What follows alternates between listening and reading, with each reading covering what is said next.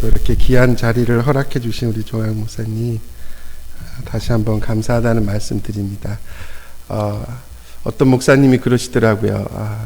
자기는 6,000번을 설교를 했는데 6,000번을 했음에도 불구하고 매번 설교할 때마다 떨리고 두렵고 긴장되고 어렵다고 합니다. 오늘 제가 그런 것 같습니다.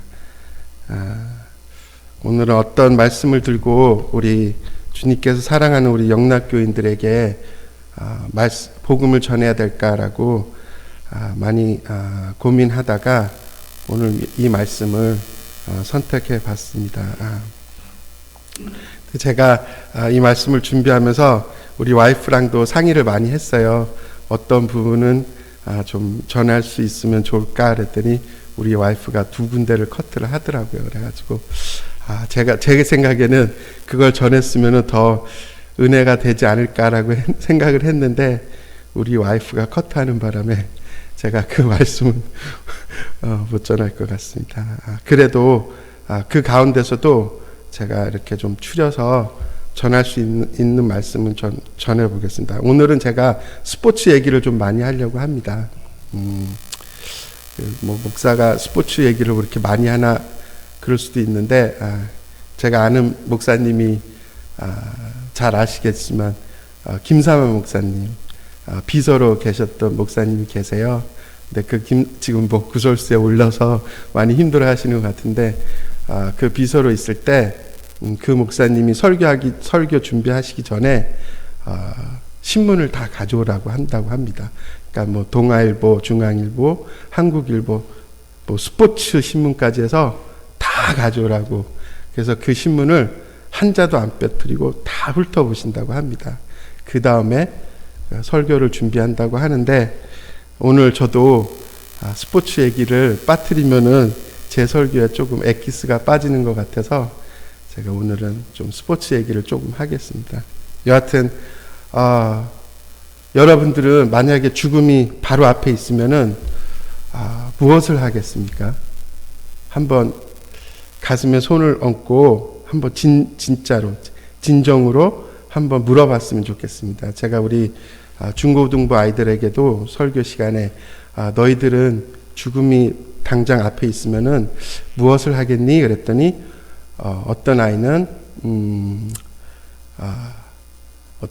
기도를 하겠다라고 그러더라고요. 그래서 이것 봐라, 대단하네. 이 중에 있습니다. 자녀분인데 제가 이렇게 이름을 공개는 하지 않겠습니다. 기도를 하겠다 그러더라고요. 죽기 전에. 그래서 정말로 얘가 신앙이 잘하는구나라는 것을 제가 다시 한번 느꼈습니다. 그리고 어떤 아이는 음악을 듣겠다라고 그러더라고요. 음악을. 그래서 무슨 음악을 들으려고 그랬더니 요새 유행하는 음악이 있습니다. Close on Sunday라고 주말에 이렇게 닫는 그런 식당이 있습니다. 그거를 아주 이렇게 잘 묘사해서 만든 음악인데 그 음악을 듣겠다라고 얘기하더라고요. 또 어떤 친구는 그냥 죽을 것 같다라고 얘기하더라고요. 그래서 그게 혹시 정답이 아닐까, 많은 사람들의 정답이 아닐까라고도 생각해 봤습니다. 그리고 또 한 명인데 이 친구는 자기는 유서를 쓸 것 같다 그러더라고요. 그래서 요거 봐라, 얘도 굉장히 좀 깊이가 있네라고 이렇게 설교를 하면서 얘기를 했는데 우리 성도님들은 만약에 죽음이 코앞에 다가왔다라고 하면은 무엇을 할 수 있을 것 같습니까? 오늘 제가 제목을 초점이라고 잡았는데 이 전절에 보면은 예수님께서 제자들에게 내가 이제 많은 사람들에게 내어짐을 당할 것이다 라고 자기의 죽음을 시사하고 있습니다. 근데 이 제자들은 그 말을 하고 난 다음에 바로 지금 오늘 누가복음 9장 46절의 말씀을 하고 있는 것입니다. 우리 중에 천국에서 제일 큰 자가 누구겠습니까? 라고 질문을 하고 있는 것입니다. 그냥 우리가 들었을 때 이 질문이 그냥 뭐 앞절이랑 뒷절이랑 다 빼고 그냥 이 절만 들으면은 별로 이렇게 잘못된 질문은 아닌 것 같습니다. 무방비 상태로 굉장히 reasonable한 그 질문인 것 같은데 앞 뒤절을 다 따지고 보면은 지금 이 질문은 조금 초점이 맞춰지지 않은 질문이지 않을까라고 저는 반문해 봤습니다. 왜냐하면 지금 예수님께서는 자기가 조금 있으면 많은 사람들에게 넘겨줘서 죽음을 당한다라고 시사를 했으면 적어도 제자들은 주여 그런 말씀하지 마십시오. 제 곁을 떠나지 마십시오. 저희와 동고동락한 세월이 얼마나 많은데 어떻게 그런 말씀을 하실 수 있습니까? 라고 그렇게 얘기해야지 그게 아마도 지금 앞뒤절을 다 따졌을 때 제일 적합한 질문이 아닐까라고 생각해 봤습니다. 근데 오늘 지금 제자들은 뜬금없이 누가 우리 중에 제일 큰 자냐라고 지금 초점 잃은 질문을 하고 있는 것입니다. 우리가 살아가면서 여러 가지 삶의 그 형태들을 살고 있는데 그때마다 우리가 정신을 잃지 않으려고 초점을 잡고 초점을 맞춰가면서 우리가 살아간다라고 저는 분명히 믿어 의심치 않습니다. 제가 우리 아들하고도 이렇게 운전을 하고 오면은 이제 더운 날이에요. 더우면은 저는 이렇게 문을 내리죠. 저한테 맞추려고 그 날씨를 저한테 맞추려고 온도를 저한테 맞추려고 창문을 내립니다. 그러면은 아니나 다를까 우리 와이프가 옆에서 우리 성산이를 먼저 체크합니다. 너 괜찮니? 그러면은 성산이가 나 너무 추워. 유리창 좀 닫아줘. 바로 초점이 우리 아이한테로 다 맞춰집니다.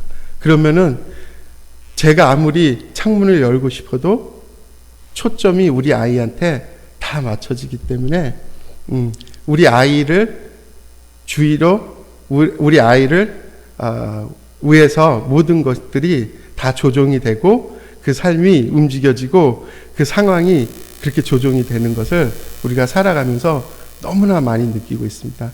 저는 또 영화관을 가도 저는 액션 영화를 좋아하는데 우리 와이프는 멜로 영화를 좋아해요. 그러면은 어디를 가야 될지 몰라요. 근데 정답은 나와 있어요. 우리 아이가 좋아하는 만화예요. 만화 영화. 거기에 초점이 맞춰지는 거예요. 그래서 우리가 아무리 가고 싶어도 우리 아이한테 다 맞춰지는 거죠. 저는 이게 우리 성도님들의 삶에서도 마찬가지라고 생각합니다. 근데 더더구나 집안에 아픈 사람이 있으면은 더더욱 이 초점은 그 아픈 사람한테로 다 맞춰진다고 저는 믿어 의심치 않습니다. 아픈 사람이 있으면은 집의 온도도 아픈 사람한테 다 맞춰지고, 그리고 음식에 짜고 맵고 달고 이런 모든 음식에 그런 모든 것도 다 그 아픈 사람한테 맞춰지죠. 그래서 아이들은 타박을 하죠. 왜 음식이 이렇게 싱거워? 그러면은 엄마가 야, 너 아빠가 지금 아픈데 아빠한테 맞춰야지 어떻게 너한테 맞출 수 있니? 라고 이렇게 꾸중을 하죠. 그런 것처럼 우리 삶에는 초점이 굉장히 삶을 지배할 수도 있고 바꿀 수도 있고 굉장히 삶의 형태를 굉장히 많이 좌지우지할 수 있다라는 거예요. 근데 오늘 말씀을 보면은 굉장히 초점이 흐트러져 있다라는 사실을 우리가 알 수 있습니다. 성경을 봐도 마찬가지입니다. 왜 성경에서 보면은 마르다는 예수님께 대접하는 거기에 초점이 맞춰 있었지만 마리아는 예수님의 말씀에 초점이 맞춰 있었어요. 그렇죠? 그리고 여러분들이 잘 아시는 바리새인들은 안식일에 초점이 맞춰 있었지만 예수님께서는 병자에게 초점이 맞춰 있었어요. 그리고 여러분들이 잘 아시는 야고보서도 믿음에 초점을 맞추느냐, 행위에 초점을 맞추느냐, 거기에 욱신각신 많은 믿는 사람들이 그 말씀을 가지고도 어떤 것이 어떤 초점이 맞는 것이냐라고 굉장히 논쟁을 많이 합니다. 그래서 여러분들이 잘 아시는 우리 누구죠? 종교개혁한 말틴 루터가 그 야고보서에서 그 야고보서를 정경에서 빼려고 했잖아요. 그만큼 어디에 초점을 맞추느냐가 굉장히 삶의 질을 바꿀 수도 있고 삶의 그 삶을 통째로 바꿀 수도 있다라는 것입니다. 여러분들은 어디에 초점을 맞추고 사시나요? 혹시 내 자식에 초점을 맞추고 사시나요? 아니면 내 건강에 초점을 맞추고 사시나요? 아니면 저의 명예에 초점을 맞추고 사시나요? 아니면은 부에 초점을 맞추고 사시나요? 어디에 초점을 맞추고 사시나요? 이것은 우리가 꼭 한번 질문해야 되는 질문이 아닐까라고 생각해 봅니다.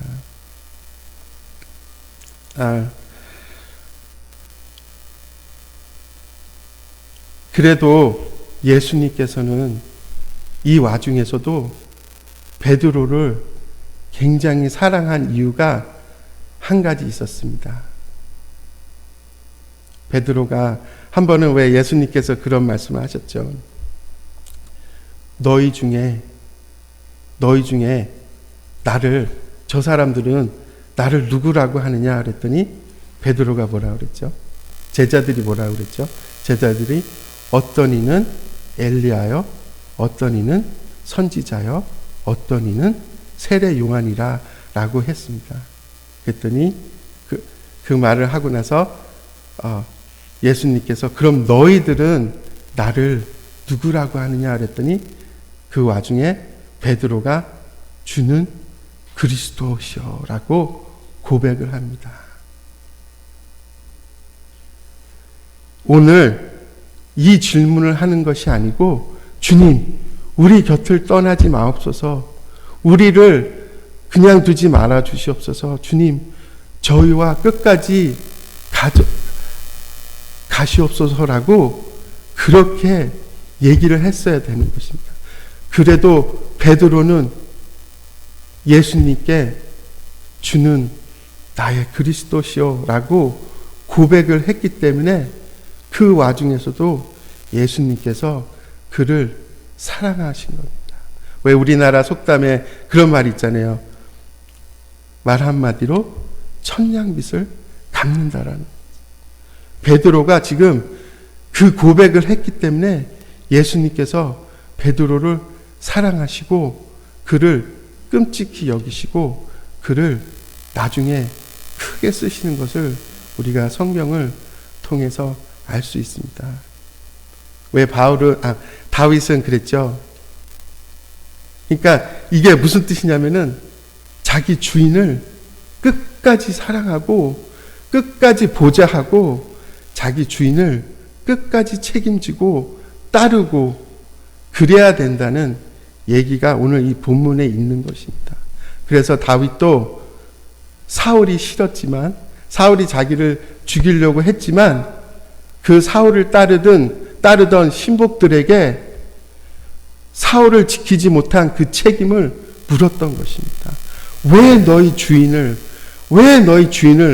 내가 2번씩이나 죽일 뻔했는데 왜 너희가 너희 왕을 너희 주인을 지키지 못했느냐라고 꾸짖고 나중에는 정말로 화를 많이 낸 것을 우리가 알 수 있습니다. 이렇듯 제자들이 이 질문을 하는 것이 아니고 주여 저희와 함께 생을 마감하여 주시옵소서. 저희와 함께 이 나날들을 같이 지내 주시옵소서라고 그렇게 얘기했어야지만 오늘 이 성경이 정말로 우리 보기에도 좋지 않았을까라고 생각해 봅니다. 그런데 오늘 지금 이 제자들은 초점을 잃은 이야기를 하고 있는 것입니다. 왜 그 부자 청년이 어떤 초점을 가지고 예수님께 나왔죠? 영생이라는 초점에 맞춰서 그 부자 청년이 예수님께 나왔습니다. 그랬더니 예수님의 초점은 어디에 있었죠? 구제에 있었습니다. 그랬더니 진짜 초점을 맞췄더니 이 가려졌던 이 청년의 초점이 흔들리기 시작한 것입니다. 그 진짜 초점에서 이 청년의 가려졌던 그 초점이 와르르 무너지면서 흔들리고 이 청년이 아무 말 없이 성경에 보니까 고개를 숙이고 돌아갔다라고 되어 있습니다. 여러분, 왜 타이타닉이 왜 바닷물에 가라앉았는지 아십니까? 그 선장의 초점이 그 배에 더 많은 사람들을 실으려고, 더 많은 사람들을 실어서 그 배의 위험을 알리고자 다음 항목에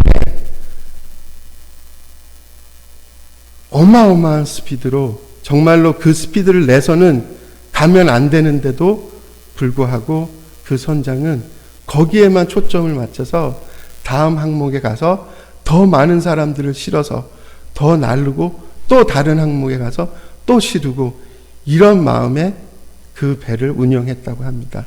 그래서 많은 사람들이 그 빈각의 위험성을 알려줬지만은 그걸 무시하고, 그렇게 잘못된 초점 때문에 그 타이타닉이 많은 사람들과 함께 저 넓은 바다에서 가라앉고 말았습니다. 여러분들은 어떤 초점들을 가지고 살아가시고 있으십니까? 하나님이 여러분들의 초점이 되십니까? 아니면 이 땅에 위에 있는 모든 것들이 우리의 초점이 되십니까? 하나님께서는 그 말씀을 우리에게 하셨습니다. 하나님의 나라를 먼저 구하라. 그리하면 이 모든 것들을 너에게 더하시리라 라고 약속을 했습니다. 그게 곧 무엇인가요? 하나님께 초점을 맞추라는 것입니다. 하나님의 나라에 초점을 맞추라는 것입니다. 이 땅 위에 있는 모든 것들은 잠시일 뿐이지만 하나님의 나라의 것들은 영원하기 때문에 너의 뜻과 너의 힘과 너의 목숨을 다해서 하나님 나라에 초점을 맞추라는 것입니다. 그리하면 하나님께서 약속하신 이 모든 것들을 다 너에게 더하시리라고 약속하십니다. 제가 축구를 좋아하지만 우리나라 축구의 문제점은 초점을 잘못 맞춘 데 있습니다. 1986년도에 우리나라가 월드컵에 나갔을 때 그때 초점이 뭔지 아십니까? 한 골만 넣는 거였습니다. 초점이 한 골만 넣는 거였습니다. 왜? 그 전에 나갔던 월드컵에서 헝가리하고 터키한테 7대0, 9대0으로 졌기 때문에 1986년도에 월드컵에 나갔을 때는 한 골만 넣는 거. 거기에 목숨을 걸었습니다. 거기에 모든 초점이 다 맞춰졌습니다. 그래서 골을 넣었죠. 박찬선 선수가 골을 넣었죠. 그 다음 월드컵의 초점은 무엇인지 아십니까? 우리 김은중 사님 여기 계시지만 뭐였을까요? 선제골을 먼저 넣느냐였습니다. 선제골을 먼저 넣느냐. 그러니까 맨날 저쪽 팀에서 먼저 넣으니까 우리가 먼저 넣는 거, 거기에 초점을 맞췄습니다. 그만큼 초점이 굉장히 중요한 것입니다. 그 다음 월드컵은 뭐였을까요? 1승이었습니다. 승리하는 게 초점이었습니다. 다른 거 다 필요 없었습니다.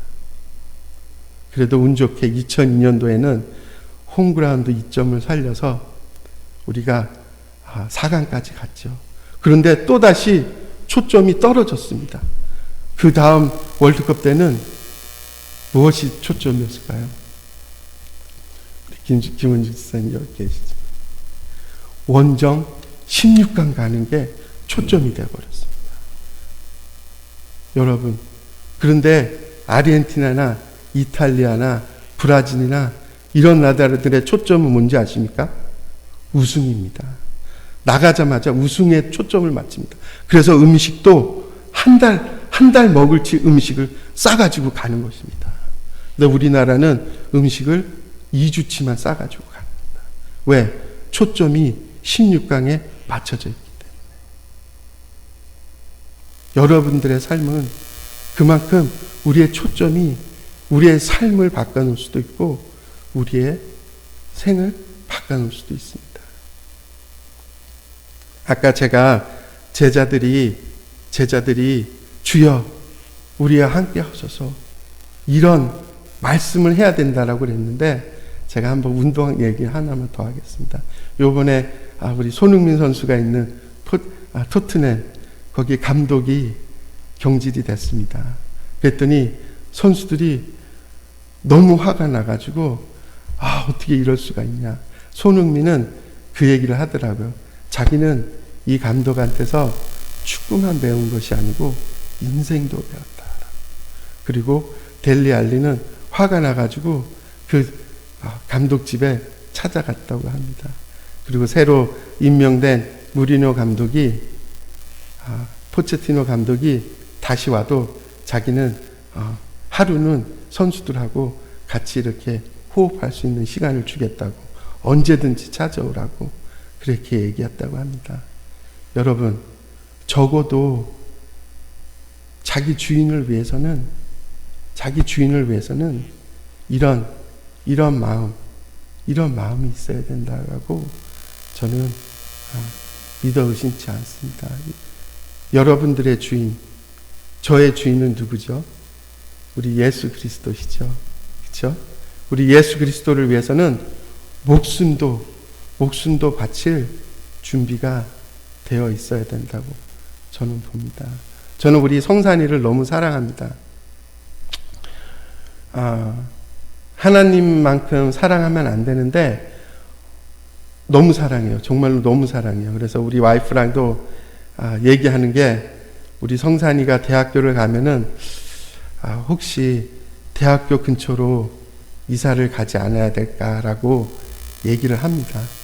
그만큼 우리 아들을 사랑하고 굉장히 사랑합니다. 그래도 하나님만큼은 사랑하면 되지 않는다고 분명히 저희는 선을 긋고 있습니다. 그래서 우리의 초점은 늘 하나님께 라고 그렇게 살아가고 있습니다. 여러분 혹시 유튜브에 가서 이 비디오를 한번 보세요. 어떤 비디오냐면은 예수님께서 돌아가시고 부활하신 그 무덤이 있어요. 그 무덤에 성지순례를 간 사람들이 그 무덤에서 찬양을 부르는 그러한 유튜브예요. 한번 시간 나시면은 그 유튜브를 한번 보세요. 눈물 없이는 보지 못하는 그런 유튜브입니다. 왜? 그 사람들은 혹 지금이라도 예수님께서 부활할 것 같은 그러한 심령으로, 그러한 심정으로 그 찬양을 부르는데 정말로 천국이 따로 없더라고요. 그거를 보면서 저도 눈물을 흘렸는데 그 사람들의 초점은 오로지 예수님한테로만 향했다라고 저는 그렇게 믿어 의심치 않습니다. 여러분들의 초점은 어디에 있죠? 오늘 말씀을 보니까 우리 제자들이 천국에서는 누가 제일 크나이까라고 질문을 했는데 예수님께서 그 다음 절에 초점을 확 바꿔놓습니다. 어떤 초점으로 끌고 가시냐면은 어린아이를 초청합니다. 어린아이를 우리 한번 그 다음 절 한번 띄워줄 수 있나요? 9장 46절부터 거기 보니까 예수께서 그 마음에 변론하는 것을 아시고 어린아이 하나를 데려다가 자기 곁에 세우시고, 그러니까 어린아이를 데려다가 그 제자들의 초점을 어린아이에게 맞췄습니다. 그러면서 뭐라고 하셨냐면은 48절에 그들에게 이르시되 누구든지 내 이름으로 이런 어린아이를 영접하면 곧 나를 영접하며 또 누구든지 나를 영접하면 곧 나를 보내신 이를 영접함이라. 너희 모든 사람 중에 가장 작은 그가 큰 자니라 라고 하면서 어린아이에게 초점을 맞추면서 가장 작은 자가 제일 크다라고 여기서 패러독스를 예수님께서 제자들에게 얘기하고 있는 것입니다. 우리 이민 생활이 굉장히 힘들어요. 그렇죠? 정말로 너무나 어쩔 때는 힘드니까 우리의 인생은 어디에 중점을 두고 초점을 두고 살아야 될까라고 굉장히 고민하고 굉장히 우리가 질문들을 많이 던지면서 하루하루를 살아가는 것 같습니다. 너무 제가 알기로는 우리 성도님들 너무나 일을 많이 하시는 걸로 알고 있습니다. 그래서 몸이 부스러지라 일하시는 거 밤낮을 가리지 않고 자녀들을 위해서, 왜? 그래도 내 삶보다는 우리 자녀들이 더 잘 이 이민 생활을 꾸려나가고 정말로 성공하고 그랬으면 하는 그런 바람에서 정말로 모든 것을 다 초점을 우리 아이들에게 맞추는 것을 저는 압니다. 왜? 제가 그렇기 때문에 제가 압니다. 오늘 며칠 전에 뉴스를 보니까 구글 CEO 최고 경영자가 인도 사람이 됐더라고요. 그렇죠? 아시죠? 그런 것처럼 그분도 분명히 이민자일 텐데 정말로 여러분들이 제일 선망하는, 우리 자녀들이 제일 선망하는 그러한 회사의 최고 경영자가 됐다는 것은 정말로 인도 사람들 보니까 자부심이 되게 대단하더라고요.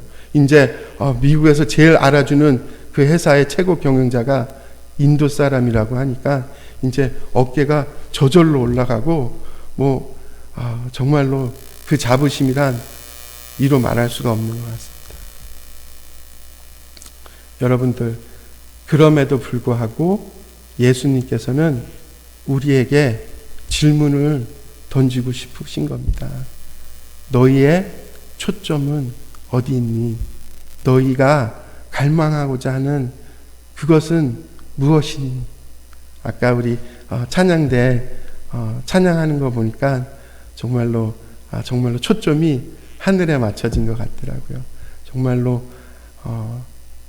우리가 손도 위로 들잖아요, 그렇죠? 옆으로 안 들고. 왜? 다 모든 영광을 하나님이 받아주시옵소서라고 우리가 고백하는 거잖아요, 그렇죠? 오늘 이 말씀처럼 우리가 살아가면서 어렵지만 정말로 이해하기 힘든 일들도 우리 주위에는 분명히 너무나 많은 것 같아요. 저부터도 마찬가지고 정말로 제 자식도 이해하지 못할 때가 있고, 우리 또 배우자도 이해하지 못할 때가 있고, 우리의 부모도 저희가 이해하지 못할 때가 있는데, 그래도 그 와중에서도 예수님께서는 우리의 손을 붙잡고 얘야 나와 함께 걸어가고 싶지 않니? 라고 항상 늘 그렇게 이야기하고 있는 것 같습니다. 마지막으로 한마디만 하고 오늘 설교를 마치겠습니다. 예전에 이게 유행했었어요. 미국에서 뭐가 유행했었냐면은 WWJD라는 게 유행했었어요. 이게 뭐냐면은 What would Jesus do예요. 그러니까 예수님이라면은 이럴 때 어떻게 했을까라는 거예요. 예수님이라면은 이럴 때 그 문구가 굉장히 많은 그리스도인들의 심령을 울렸습니다. 그리고 그대로 살려고 했던 많은 그 기독교인들이 그 말씀 때문에 붙잡고 승리하고 그리고 한 발짝 더 예수님께 다가가고 예수님이 가르침에 더 부합하는 삶을 살 수 있었지 않았나라고 생각해 봅니다. 왜? 초점을 예수님께 맞췄기 때문입니다. 예수님이라면 이럴 때 어떻게 했을까? 예수님이라면 이럴 때 용서를 했을까? 예수님이라면 이럴 때 남에게 구제를 했을까? 예수님이라면 이럴 때 어떻게 했을까? 여러분들의 초점이 여러분들의 삶을 변화시키듯이 변화가 안 될 때도 있겠죠. 그렇지만 제가 믿는 한도 내에서는 분명히 어디에 초점을 두느냐에 따라서 우리의 삶도 변하고 우리의 신앙도 변하고 우리의 모든 면면들이 다 하나님 앞에서 선한 것으로 변할 거라고 저는 분명히 믿어 의심치 않습니다. 이번 주 토요일 날 우리가 구제 활동도 가는데 초점이 거기에는 어디에 가 있죠? 우리보다 복지로, 그러니까 좀 삶이 어려운 사람들을 위해서 그 사람들에게 모든 초점이 다 맞춰지는 것입니다. 그래서 그 사람들에게 조금이나마 선물을 우리가 마음의 선물 그리고 또 재킷의 선물 그리고 하나님의 선물을 조금이라도 전할 수 있다라면은 그걸 통해서 그 사람들의 삶도 변할 수 있는 거고 또 우리의 삶, 우리의 생각하는 그런 마음 자세도 변할 거라고 저는 분명히 믿어 의심치 않습니다. 이제 살아가면서 왜 어떤 목사님들 설교하시면서 이런 말씀 많이 하세요. 삶은 선택의 끝이 영원한 계속해서 우리는 선택해 나가면서 살아야 된다고. 저는 그것을 다른 말로 우리는 죽을 때까지 계속해서 초점을 맞추면서 살아야 된다라고 저는 믿어 의심치 않습니다. 왜 저번에 부흥회 때도 최영 목사님 오셔서 우리가 어디에다가 초점을 맞추느냐에 대해 그런 설교를 하신 적 있죠. 하나님께 초점을 맞추지 않고 다른 데 초점을 맞추는 것이 그 상태가 죄라고 했습니다. 그렇듯 초점, 하나님에 맞추지 아니하는 초점, 굉장히 위험하고 우리의 삶을 바꿔놓을 수 있다는 것입니다. 그러니까 여러분들도 살아가면서 늘 하나님께만 초점을 맞출 때 하나님께서 미쁘다 내 아들이여 내 딸이여 내가 너와 이 세상 끝까지 함께 하겠다라는 그 약속만 믿고 승리하는 저와 여러분이 되시기를 주님의 이름으로 축원합니다. 기도하시겠습니다. 사랑하는 주님, 서도 없이 말씀을 전했습니다. 주님, 그렇지만 한 가지 저희가 알아야 될 초점이 바로 예수 그리스도라는 것을 우리가 오늘 한번 다시 이 말씀을 통해서 배웠습니다. 주님, 저희들 이 초점 잊지 않고 정말로 마태가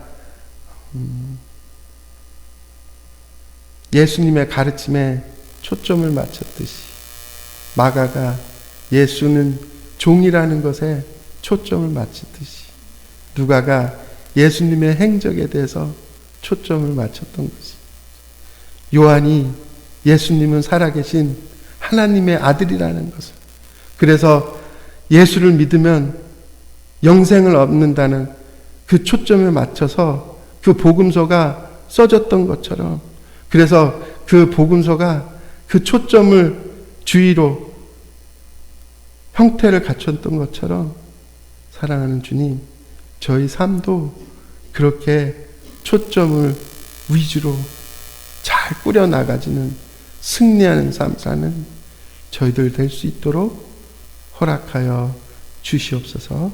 감사하며 우리 주 예수 이름 받들어 기도드렸사옵나이다.